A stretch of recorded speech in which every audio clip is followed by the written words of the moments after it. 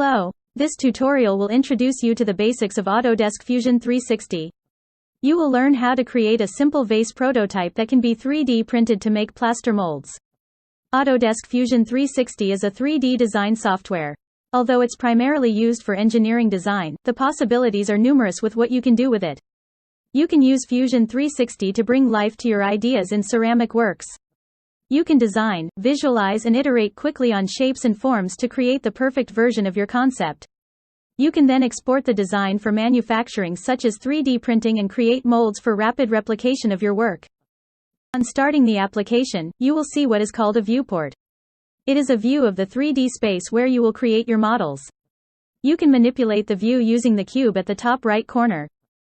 On the top left you have the button to toggle the display of the data panel. Data panel is where all your projects are stored. Fusion 360 comes with a built-in cloud storage for all your projects. This makes it convenient for you to access your projects on different computers, and to share them online. Here you can see there are two projects that already exist. Let's go ahead and save the untitled project that is currently empty. Once you are done with the data panel, you can hide it away using the toggle button. A project is organized by components. Each component can have multiple bodies grouped under it. Bodies can exist under the top-level collection as well. While it's not necessary to create a component for a project like this, it is a good practice. Let's create a new component and call it vase. The next step is to create a sketch. A sketch is basically a two-dimensional drawing. A sketch requires us to define a reference plane. Reference planes can be one of the virtual planes or a flat face on an object. For our design, let's create a sketch of the cross-section of the vase on the XZ plane, which is same as the frontal plane. Now we can draw a cross-section of the vase using just a few lines and curves. Let's start by drawing lines that define the bottom and the top of the vase.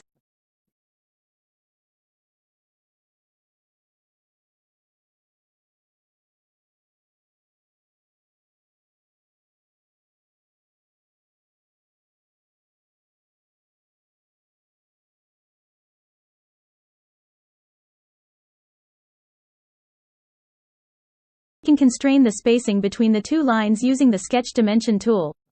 This will set the height of the vase.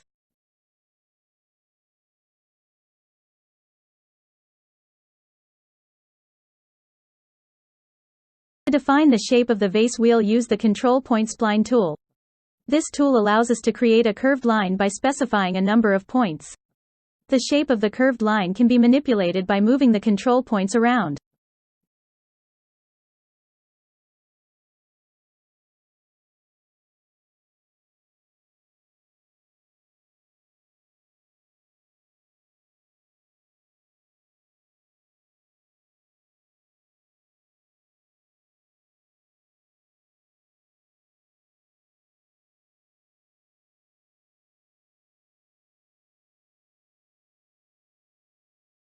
We can now finish the profile by closing the loop with a straight line joining the top and the bottom.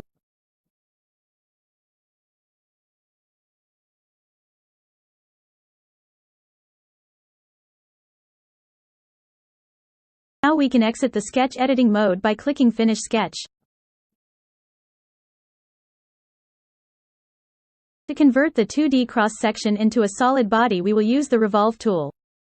The Revolve tool takes a 2D profile and sweeps it around an axis we define, to create a solid object. Over here we can see that the 2D profile is already selected by default since it's the only profile that currently exists.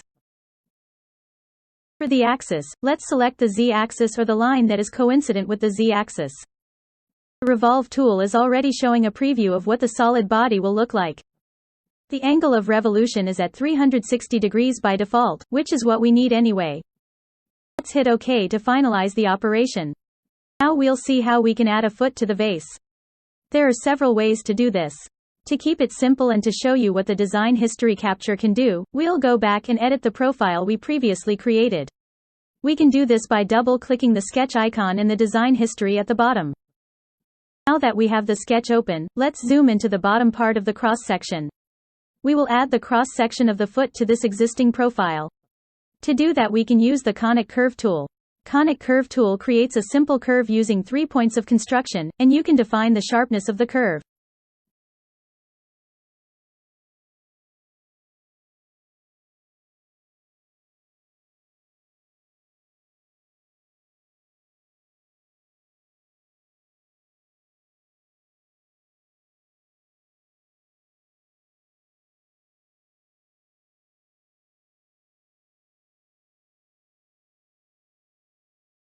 We want this new profile to be part of the existing profile.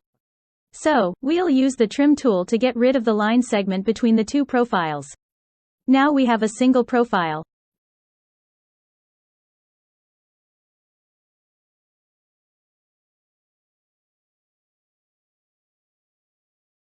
We can click Finish Sketch to exit the sketch editing mode. As you can notice, the revolve operation that we had created earlier has automatically used the updated cross-section of the vase, and the body of the vase now has a foot.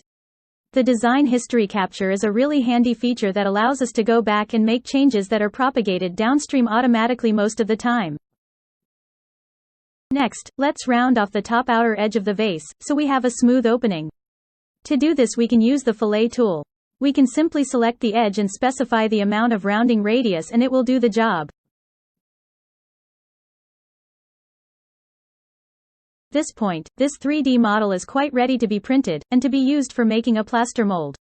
However, let's add one more feature to this that will be useful. The pouring funnel.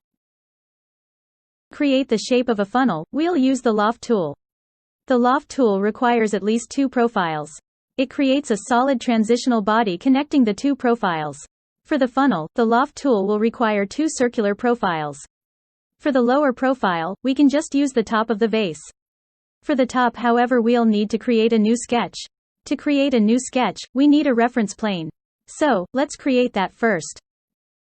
We'll create the new reference plane by constructing it as an offset plane. Using the Construct Offset Plane tool, we'll select the top face of the vase as the reference plane and define an offset. The offset determines how high the new plane is with respect to the top of the vase, and ultimately sets the height of the pouring funnel.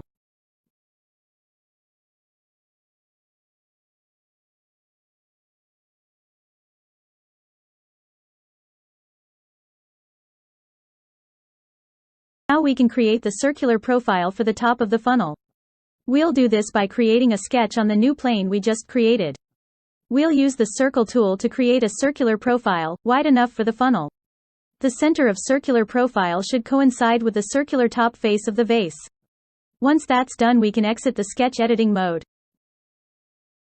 Now that we have the two profiles required for the funnel, it's time to use the Loft tool. Using the Loft tool, we'll simply select the two profiles and that will create the solid body of the funnel we need.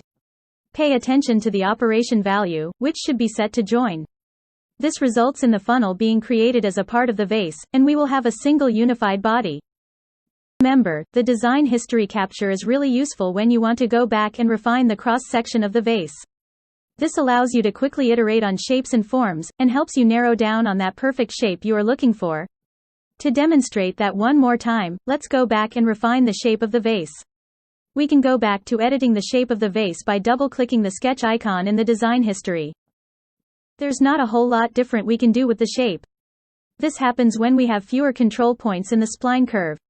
We can change that. We can add more spline control points by right-clicking on the curve and choosing Insert Spline Control Point from the menu. We can place a few more control points by clicking along the curve. With more control points we have more flexibility to shape the vase.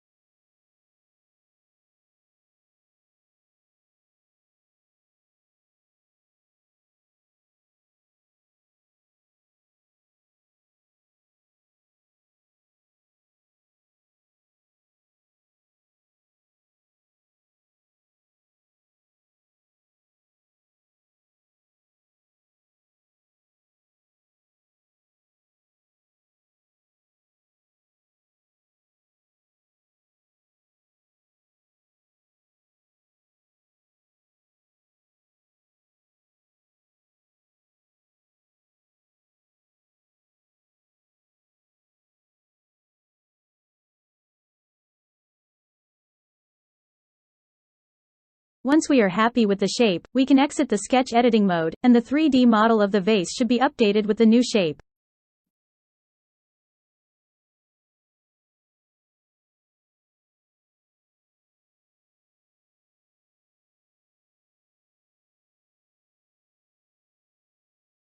Remember to save your project along the way and before you make major changes.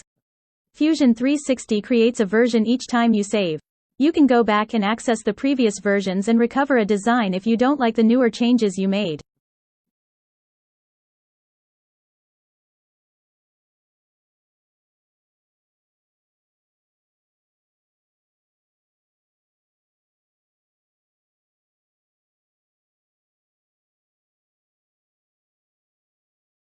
Body of the vase, sketches, and construction planes are all organized under the component we created at the beginning.